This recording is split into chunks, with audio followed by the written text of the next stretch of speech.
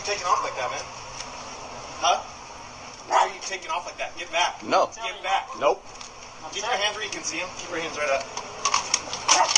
You're interfering with me, my man? You're interfering. That's not interference. Back of the car. That's fine. Okay. Dude, stop resisting. I'm not resisting you. Stop resisting. I'm not resisting you. Put me on the ground then. If you keep fighting me, I will. I'm not fighting you. Dude, stop fighting. You're gonna go on the ground. Here's yet another example of a bad cop. And some people might say, well, not every cop is bad, but if you work with someone like this and you don't do anything about it, you're one of the bad cops too. Now this is out of Vallejo, California. Now this guy was on his own front porch, filming a police stop. When the cop looked at him, saw he was filming, said he was interfering with the arrest, which you know is obviously bull. He's several feet away, and ran over and attacked the guy. It wasn't until later that the cop learned this was a military veteran that he let the guy go.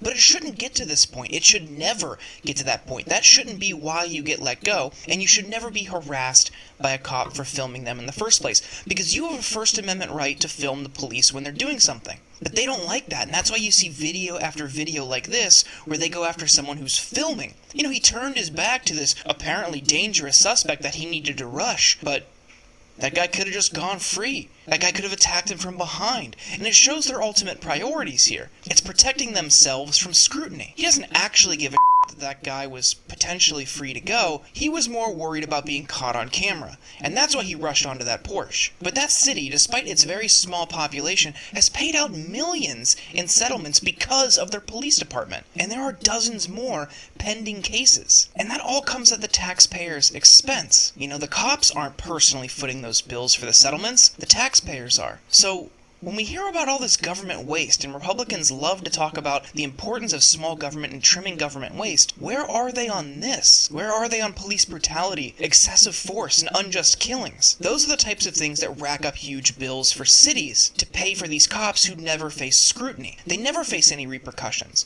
A very, very tiny percentage of cops throughout the country are even charged for bad behavior, let alone convicted. So some people file civil suits and try to get a cash settlement. It's not going to totally fix the problem, but for the victims, it's going to help alleviate the pain and suffering for what they had to endure at the hands of police. But it shouldn't come at the expense of the taxpayer. Take it out of the police budget. Cut their funding next time. But we don't. And despite these cries from the right about reining in wasteful spending, they never talk about slashing police funding. They never talk about police brutality at all. It's always back the blue and increase funding. That's it. They don't care that tiny cities are burning through millions of dollars. They don't care that people are being killed by police. They don't care that people are being thrown to the ground on their own front porch for exercising their First Amendment rights. You know, these are quintessential conservative issues, so they want you to think the Constitution, the First Amendment, reining in wasteful spending, but when it involves the police, they turn a blind eye. And none of this is really going to change until we tackle the problem of police in this country. The mere suggestion that we need to rein in police spending in this country leads to a conservative